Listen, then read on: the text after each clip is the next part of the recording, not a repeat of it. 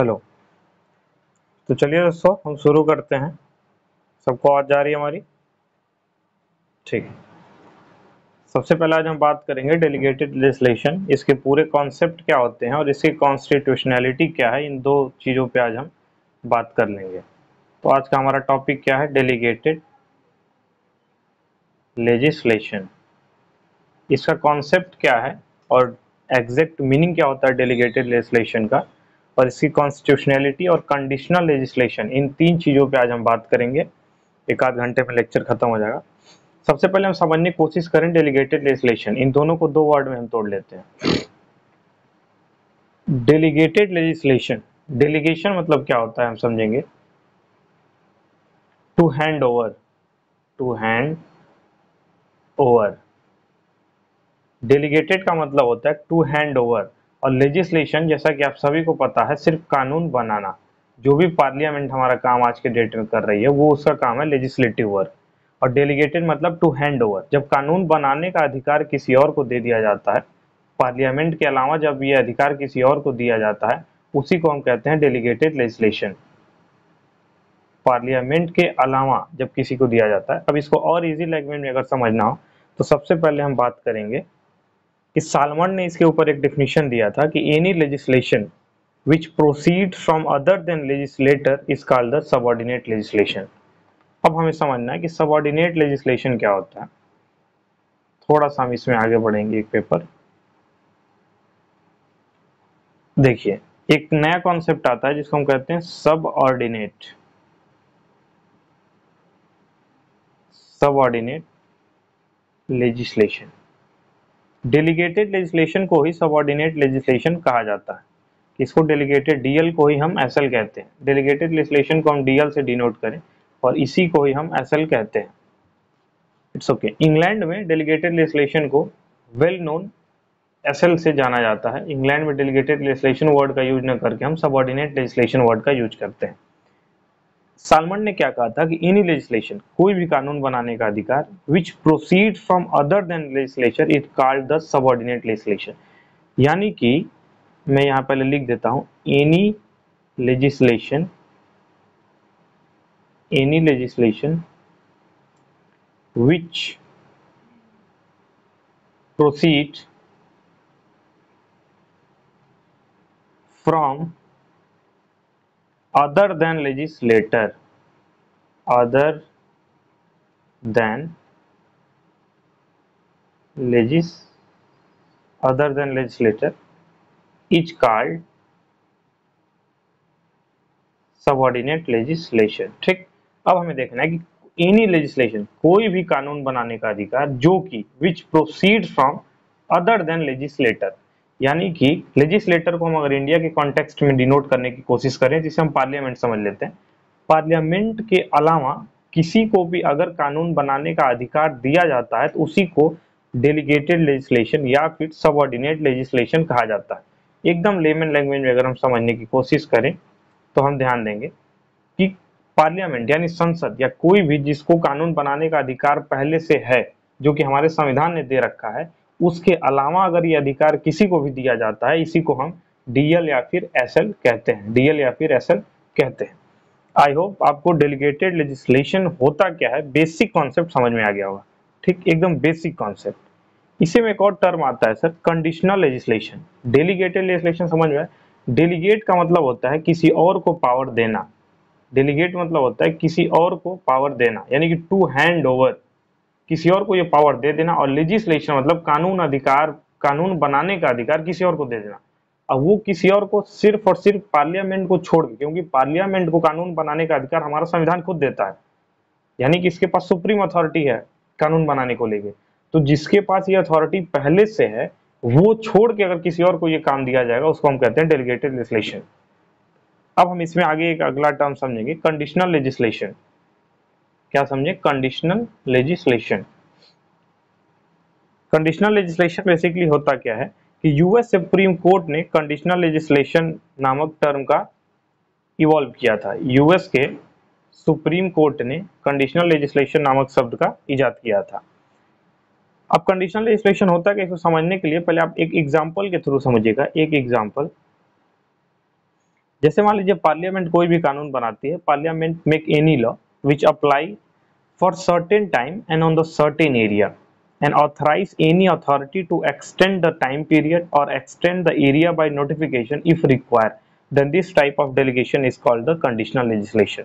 इसे समझने के लिए मान लीजिए कि पार्लियामेंट कोई भी एक कानून बनाती है, ठीक, कोई भी एक कानून बनाती है जो कि ये मान लीजिए किसी देश का मैप है, वो कानून इस एरिया में सिर्फ लागू हो रहा है। एक सपोज एग्जांपल समझ के चलते हैं कि पार्लियामेंट ने कोई भी कानून बनाया और वो कानून इस देश के इतने एरिया में, जो कि आपके स्क्रीन पे दिख रहा है, इतने एरिया में लागू हो रहा है और मान लीजिए उसकी वैलिडिटी है 2 साल। 2 साल के लिए इतने एरिया में ये कानून लागू रहेगा, उसके बाद ये कानून खत्म हो जाएगा। अब मान लीजिए कोई कानून यहाँ लागू हुआ और ये पावर किसी अथॉरिटी को दी गई कि आप ये जो टाइम है 2 साल और ये जो एरिया में पहले से आपको बाउंड्री बना के रखा हूँ, ये एरिया बढ़ाने का अधिकार और टाइम बढ़ाने का अधिकार यदि किसी को दिया जाता है, इसको हम बोलते हैं कंडीशनल लेजिस्लेशन। यानी कि इसमें सिर्फ और सिर्फ 2 ही पावर डेलीगेट किए जाते हैं।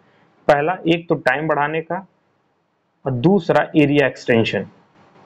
ये सिर्फ 2 पावर जहां डेलीगेट किया जाता है उसको हम बोलते हैं कंडीशनल लेजिस्लेशन, CL।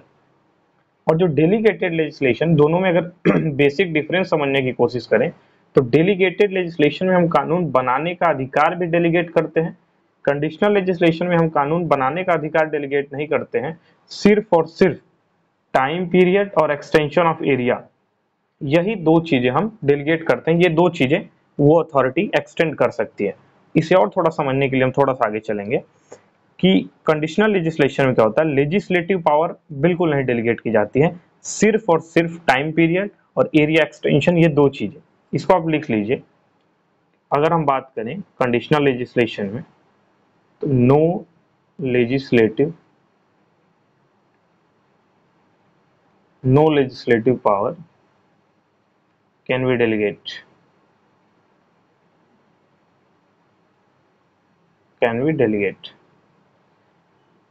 पर डेलीगेटेड लेजिस्लेशन में सिर्फ हम लेजिस्लेटिव पावर ही डेलीगेट करते हैं। अब कंडीशनल लेजिस्लेशन में आप एक चीज और ध्यान दीजिएगा, कंडीशनल लेजिस्लेशन में हम क्या सिर्फ 2 चीजें डेलीगेट करते हैं। पहला, हम मानेंगे कि extend the period and area, यानी कि टाइम पीरियड का extension,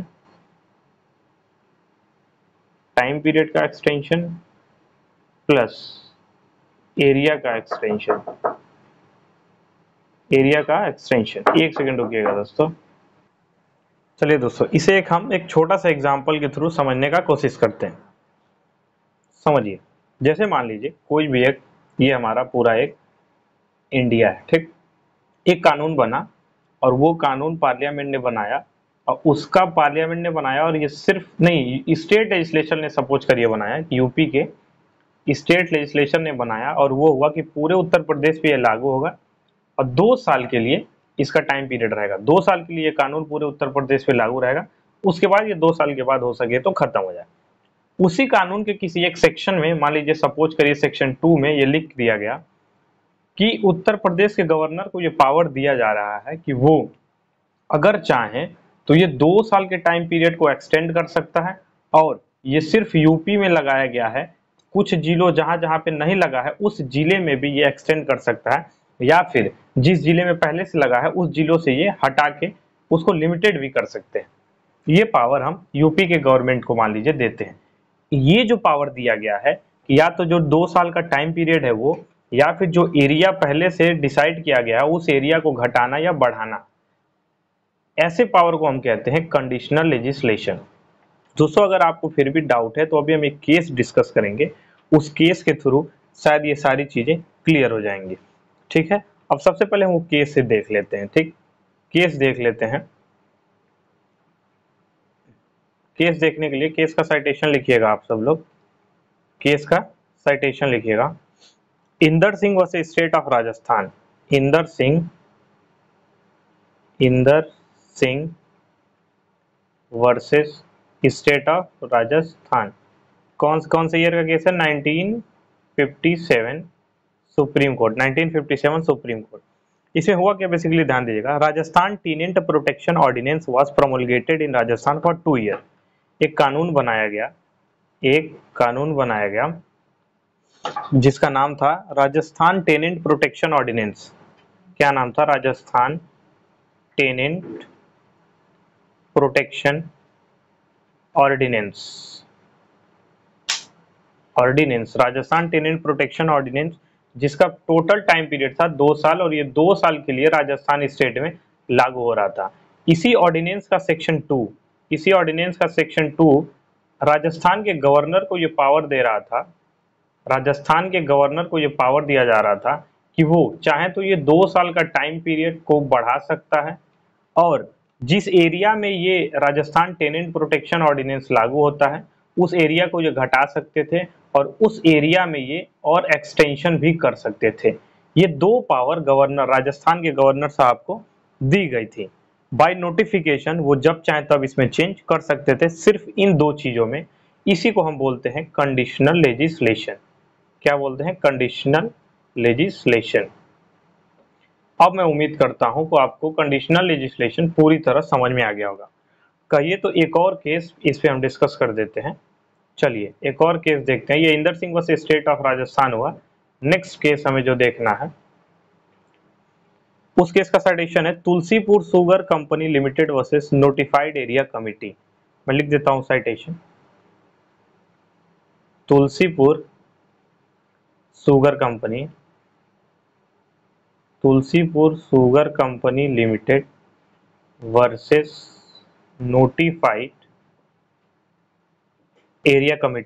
notified area committee. Tulsipur sugar company limited versus notified area committee. इसमें क्या हुआ देखिए, यूपी टाउन एरिया एक्ट, कौन से एक्ट पे हुआ? UP town area act. ये एक्ट कब का बना है? 1914 का।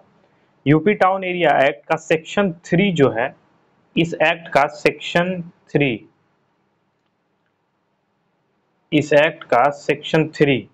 क्या बात करता है? Section 3 of this act gives the power to the government to extend the limit of town area, and by notification government extend the Tulsipur town area, and this was challenged on the ground that delegated legislation, but court said that this is a conditional legislation. UP town area act का section 3 UP government को ये power देता था कि वो जब चाहे तब यूपी टाउन एरिया एक्ट का टाइम पीरियड या फिर इसका एरिया एक्सटेंशन, ये 2 चीजों में नोटिफिकेशन के जरिए कभी भी बदलाव कर सकती है। तो यूपी टाउन एरिया एक्ट के सेक्शन 3 को चैलेंज किया गया कि ये डेलीगेटेड लेजिस्लेशन है, परंतु कोर्ट ने कहा कि नहीं, ये कंडीशनल लेजिस्लेशन है, और हमारे देश में इन इंडिया सीएल अलाउ है, डीएल नहीं अलाउ है। यानी कि कंडीशनल लेजिस्लेशन हम अलाउ करते हैं, डेलीगेटेड लेजिस्लेशन हम अलाउ नहीं करते हैं। ये इस केस में बोला गया। बेसिकली आपको इन दोनों केस के through, Inder Singh versus state of Rajasthan और Tulsipur sugar company limited versus notified area committee, इन दोनों के थ्रू आपको समझना ये है कि कंडीशनल लेजिस्लेशन क्या होता है। दोनों केस का क्रक्स सिर्फ ये निकल के आया, जहां भी ये पावर किसी को दिया जाएगा, पावर सिर्फ 2 चीजों से रिलेटेड, एक तो टाइम पीरियड एक्सटेंड करना, दूसरा एरिया एक्सटेंशन, उसको हम कंडीशनल लेजिस्लेशन कहते हैं।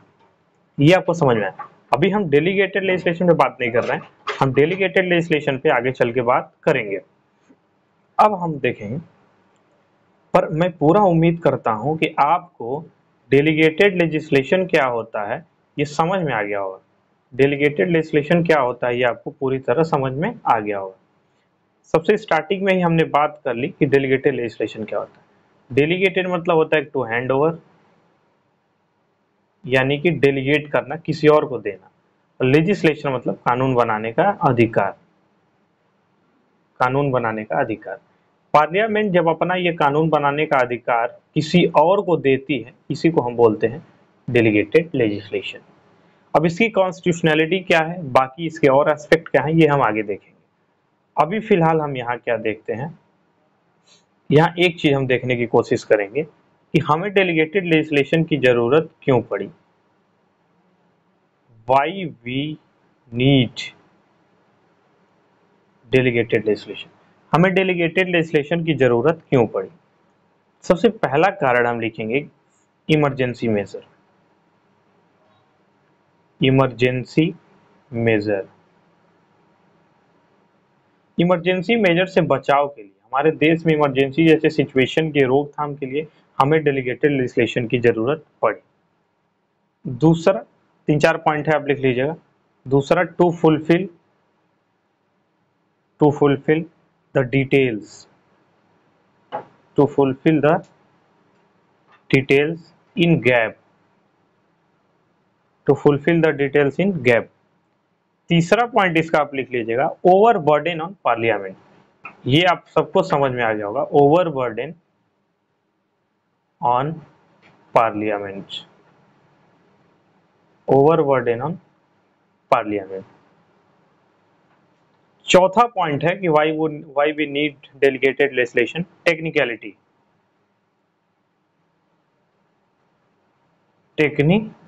टेक्निकलिटी। ये चार ब्रॉडर एस्पेक्ट हैं। अभी इसमें भी आप चाहें तो कम से कम 10 पॉइंट और ऐड कर सकते हैं, जिसकी हमें अभी फिलहाल जरूरत नहीं है। ये चार जो मेन एस्पेक्ट हैं जिसकी वजह से हमारे देश में डेलीगेटेड लेजिस्लेशन की जरूरत पड़ा।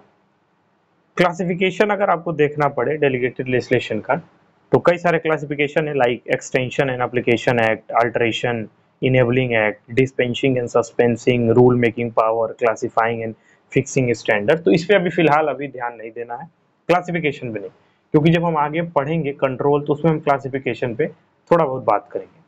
हमें अब मोटा मोटी इस पे बात क्या करनी है, सबसे मेन टॉपिक जो आपका डेलीगेटेड लेजिस्लेशन में आता है। अभी तक आपको CLDL क्लियर हो गया होगा, अब हम बात करेंगे कॉन्स्टिट्यूशनलिटी पे। इसका भी सेंस ये होता है ना, कॉन्स्टिट्यूशनलिटी की अगर हम बात करें, उसके पहले हमें देखना क्या है, permissible limit of delegated legislation.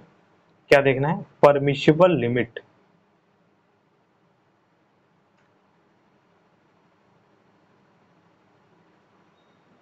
Permissible limit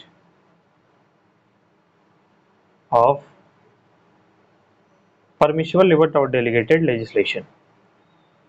permissible limit of delegated legislation में 3 पॉइंट हैं। सबसे पहले ये हम बात करें तो permissible limit during the regime of Privi council, इसे हम 3 टाइम पीरियड में डिवाइड करेंगे। Permissible limit of delegated legislation का मतलब कि कितना पावर, कानून बनाने से रिलेटेड जो पावर है वो कितना डेलीगेट कर सकते हैं। क्या कानून बनाने से रिलेटेड सारे पावर पार्लियामेंट दे सकता है, या सिर्फ कुछ हद तक पावर दे सकता है, या फिर कोई भी पावर नहीं दे सकता। परमिशिबल लिमिट मतलब कि उसकी पूरी औकात क्या है पार्लियामेंट की, कितना अधिकार वो किसी और को दे सकता है कि कोई और इस पे कानून बनाए। इसको 3 टाइम पीरियड में हम डिवाइड करेंगे। सबसे पहला प्रीवी काउंसिल, जब हमारा देश अंग्रेजों का गुलाम था तब डेलीगेटेड लेजिस्लेशन का परमिशिबल लिमिट क्या था, यानी कि तब हमारे देश में जो भी संसद थी हमारी, या गवर्नर जनरल, उस समय संसद को गवर्नर जनरल कहा जाता था, वो कितना पावर डेलीगेट करती थी कानून बनाने से रिलेटेड। दूसरा हम बात करेंगे permissible limit after the enactment of constitution, means during the regime of supreme court, यानी कि जब हमारे देश में सुप्रीम कोर्ट की स्थापना हो गई उसके बाद डेलीगेटेड लेजिस्लेशन की स्थिति क्या थी, प्रीवी काउंसिल के दौरान डेलीगेटेड लेजिस्लेशन की स्थिति क्या थी, या फिर जब कॉन्स्टिट्यूएंट असेंबली की स्थापना हमारे देश में थी 1946-47 के दौरान की हम बातें कर रहे हैं, उस समय हमारे यहाँ कॉन्स्टिट्यूशनल डेलीगेटेड लेजिस्लेशन की स्थिति क्या थी। इन तीनों को समझने के लिए हमें सबसे पहले समझना होगा कि कॉन्स्टिट्यूशनलिटी ऑफ डेलीगेटेड लेजिस्लेशन, यानी कि संविधान ने कितनी मान्यता दे रखी है डेलीगेटेड लेजिस्लेशन को। क्या हमारे संविधान के किसी भी अनुच्छेद में ये डेलीगेटेड लेजिस्लेशन को बात की गई है कि नहीं की गई है। इसे भी हम 3 पॉइंट में देखेंगे।